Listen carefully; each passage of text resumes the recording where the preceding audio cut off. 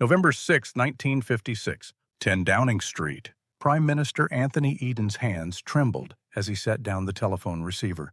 On the other end had been the voice of the American Treasury Secretary delivering an ultimatum: withdraw British forces from Suez within 24 hours, or the United States would crash the pound sterling. Britain had $2 billion in dollar reserves. The Americans could dump enough pounds to vaporize it in a single trading day. Eden looked at his cabinet. The greatest empire in human history, the empire where the sun never set, was being told to stand down by its former colony. And Britain had no choice, because Britain was broke. 11 days.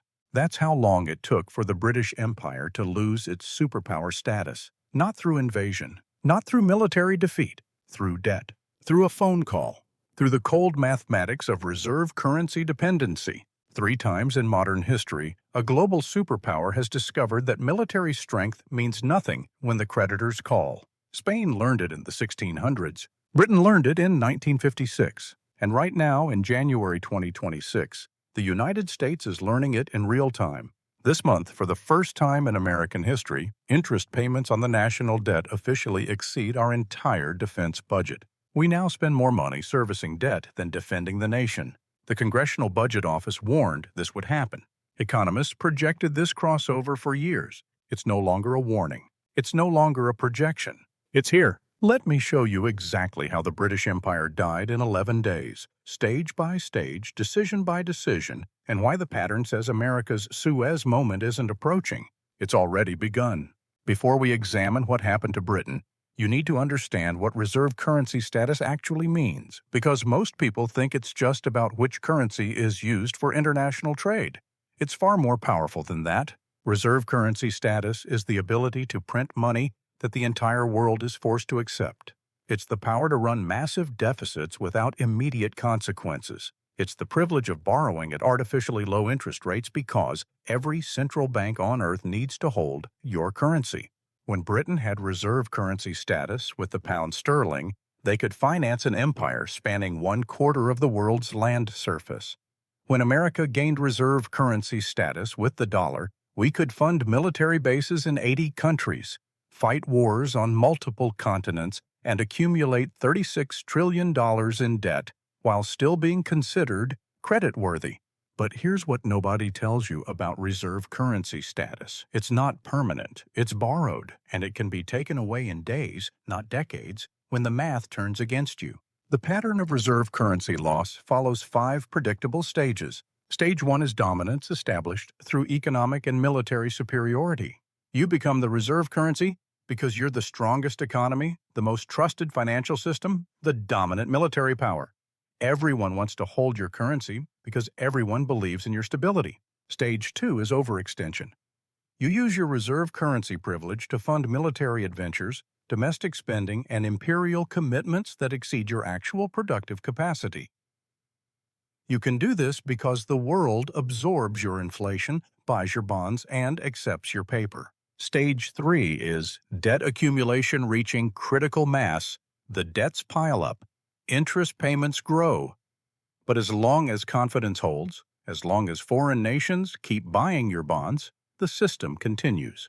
Stage 4 is the creditor leverage point. This is where it gets dangerous. When you owe enough to your creditors, they gain power over you. They don't need to invade. They don't need to fire a shot. They just need to threaten to stop buying your debt, or worse, to sell what they already hold. Stage 5 is the Suez moment. A crisis forces the issue.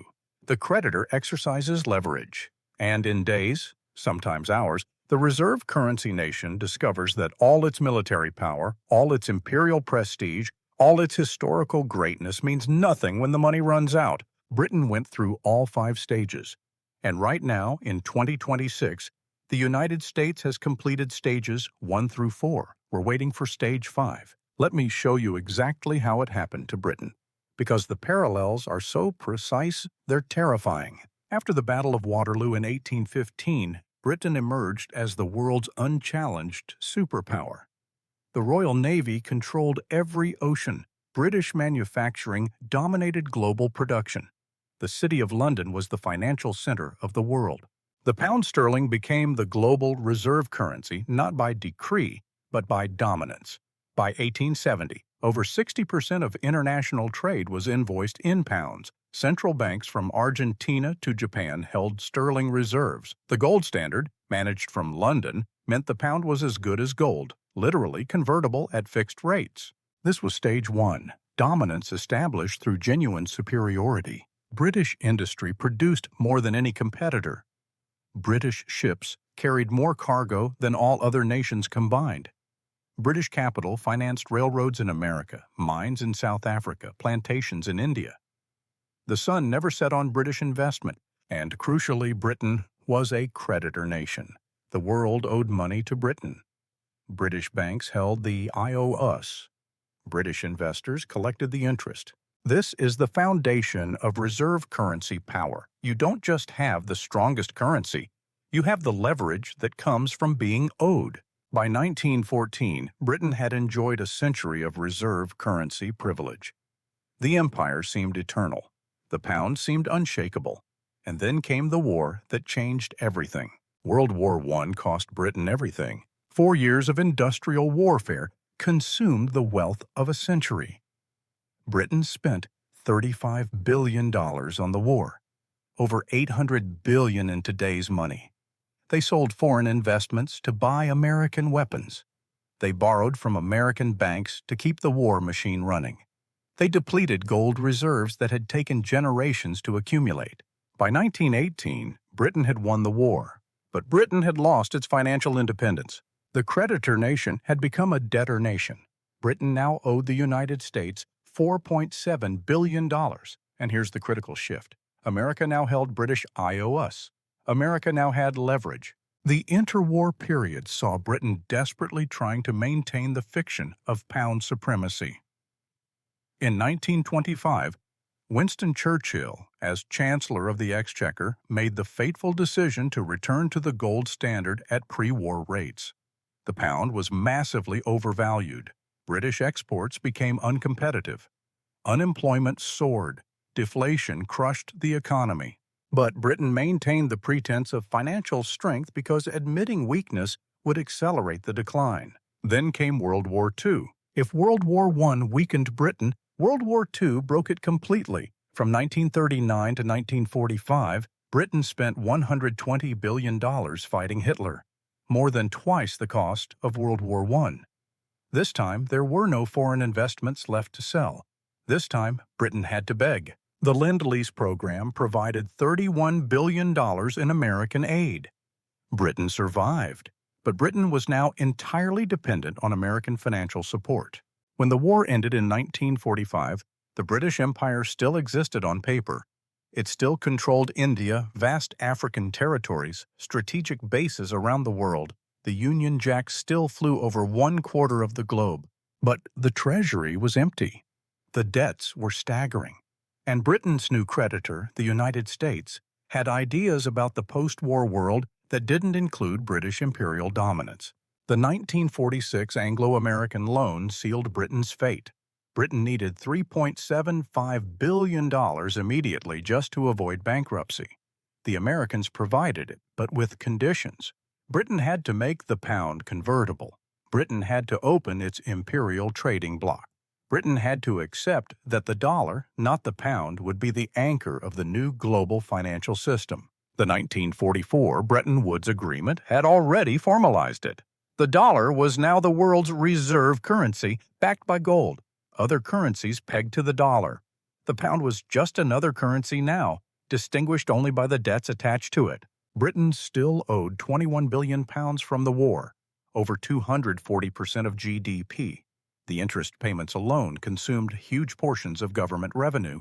Every year, Britain paid tribute to its American creditors. This was Stage 3 complete, debt accumulation at unsustainable levels. Stage 4, creditor leverage, was about to be demonstrated with brutal clarity. By 1956, Britain was maintaining the illusion of great power status through sheer determination and American tolerance. The empire was shrinking. India gained independence in 1947, but Britain still controlled strategic assets, still had military bases worldwide, still acted as if the pound sterling meant something. Then Egyptian President Gamal Abdel Nasser nationalized the Suez Canal on July 26, 1956. The Suez Canal was the jugular vein of the British Empire. Two-thirds of Europe's oil flowed through it. It connected Britain to its remaining colonies in Asia and Africa. Losing control of Suez meant losing the ability to project power east of Gibraltar. Prime Minister Anthony Eden decided Britain would retake the canal by force. France, equally concerned about Nasser's pan-Arab nationalism, agreed to join, and Israel, seeking to strike Egyptian military forces in the Sinai, provided the pretext. On October 29, 1956, Israeli forces invaded the Sinai Peninsula.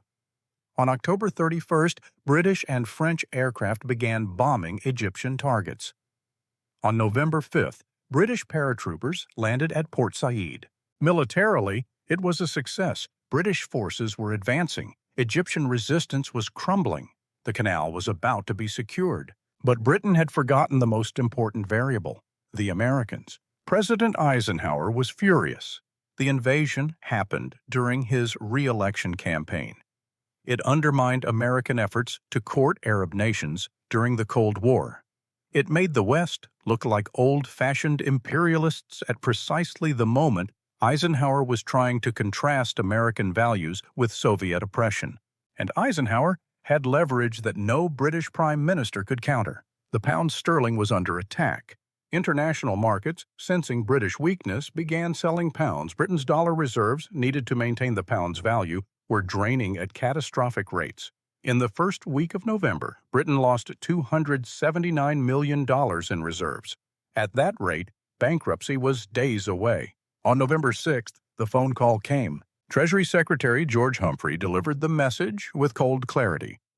The United States would not support an International Monetary Fund loan to stabilize the pound. The United States would not intervene to stop the run on sterling. Unless Britain withdrew from Suez immediately, America would stand aside and watch the pound collapse. Eden had no choice. On November 7th, British forces announced a ceasefire. By November 22nd, British troops were withdrawing. By December, they were gone. 11 days from invasion to humiliation, Britain had discovered the brutal truth about creditor leverage. When you owe enough to someone else, you're not a superpower anymore. You're a supplicant. Your military strength is irrelevant. Your imperial history is irrelevant. Your national pride is irrelevant. The only thing that matters is whether you can make the payments. Britain couldn't. After Suez, the empire collapsed with stunning speed. Independence movements accelerated. African colonies gained freedom throughout the late 1950s and 1960s. By 1970, the British Empire was a memory. And the pound? The currency that had once ruled global trade. It continued its long decline. Devaluation in 1967. Collapse of the sterling area. By the time Britain finally paid off its World War II debt to America, in 2006, 60 years after borrowing the money, the pound was just another regional currency. The pattern had completed. Stage 5. The Suez Moment. The creditor exercised leverage, and the debtor discovered that empires built on borrowed money can be destroyed with a phone call. Now let's talk about the United States in January 2026. Because the parallels aren't subtle. They're not vague historical echoes. They're precise, mathematical, and terrifying. Let me take you through the stages. Stage 1. Dominance established through economic and military superiority. After World War II, America had 50% of global GDP. We had the only undamaged industrial base. We had atomic weapons. We had the dollar, now officially the global reserve currency through Bretton Woods. The world needed dollars for trade. The world needed dollars for oil. The world needed dollars for everything. Check. Stage 2. Overextension. America built military bases in 80 countries. We fought wars in Korea, Vietnam, Iraq, Afghanistan. We maintained a defense budget larger than the next 10 countries combined. We made commitments to defend Europe, Japan, South Korea, Taiwan. Half the world depended on American military protection. At the same time, we expanded domestic spending, Social Security, Medicare, Medicaid. programs that promised more than tax revenue could ever deliver. The math didn't work, but it didn't need to work. We had the reserve currency. We could print money, and the world had to accept it.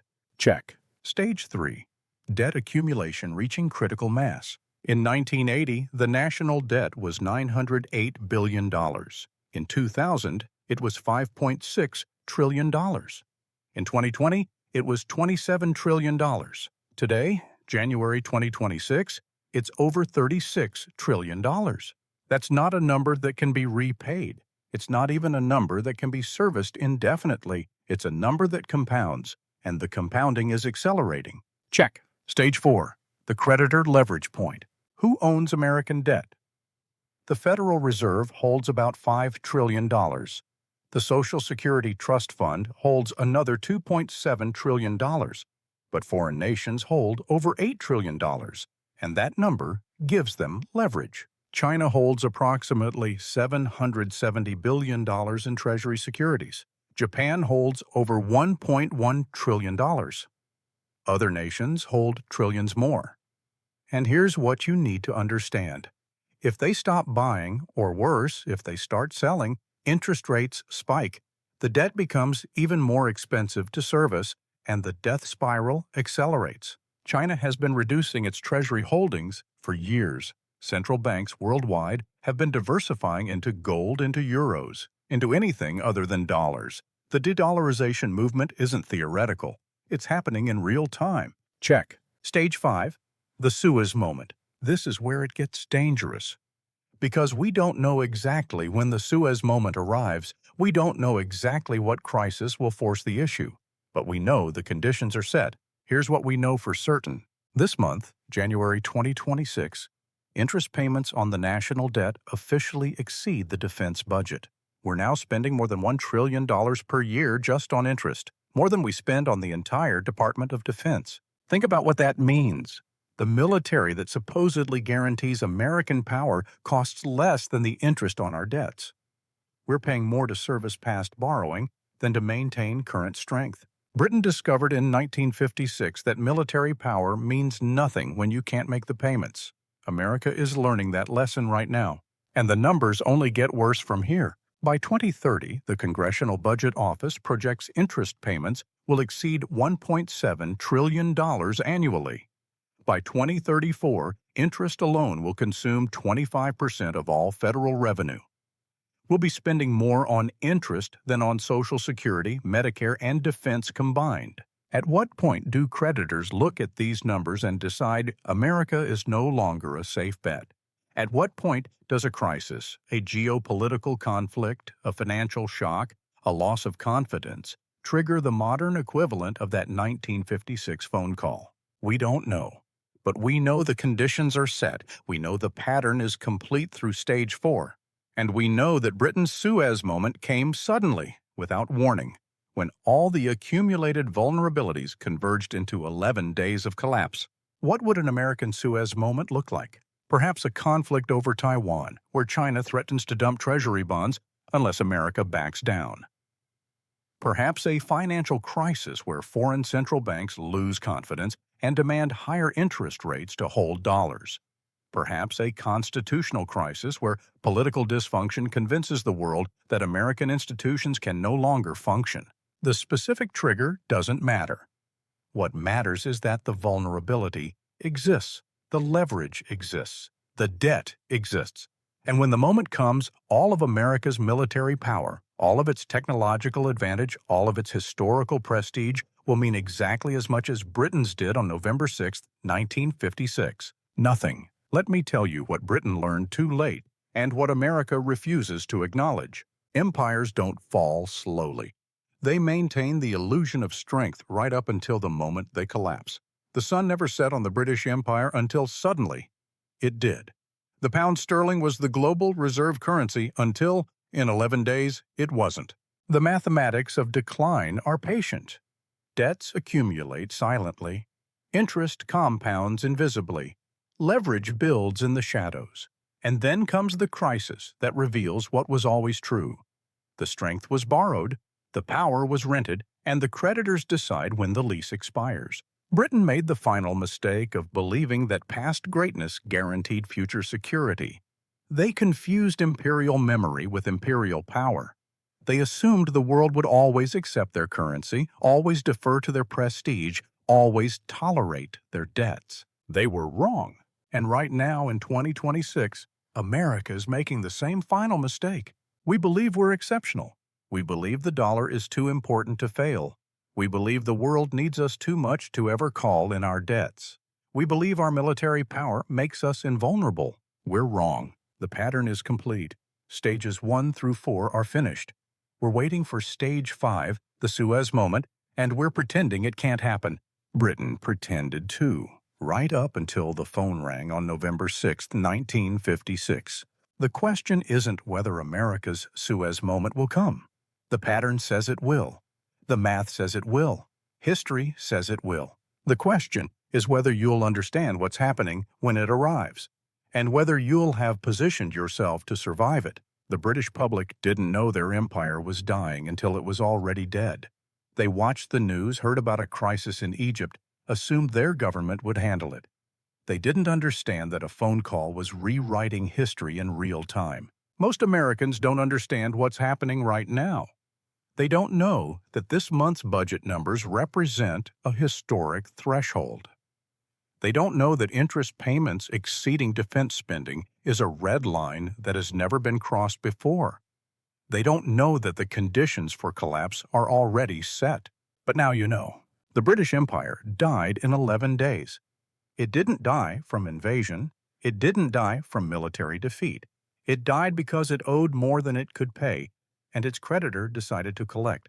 The American Empire, if we're honest about what we've built over 80 years, faces the same mathematical reality. The debts are larger. The leverage is clearer. The creditors are less friendly. The pattern doesn't care about American exceptionalism. The pattern is mathematical, and the math says we're next. If this opened your eyes to where we actually are in the sequence, subscribe. Because when America's Suez moment arrives, when the phone call comes, you'll want to understand what happened and why. The answers aren't hiding in the future. They're written in the past.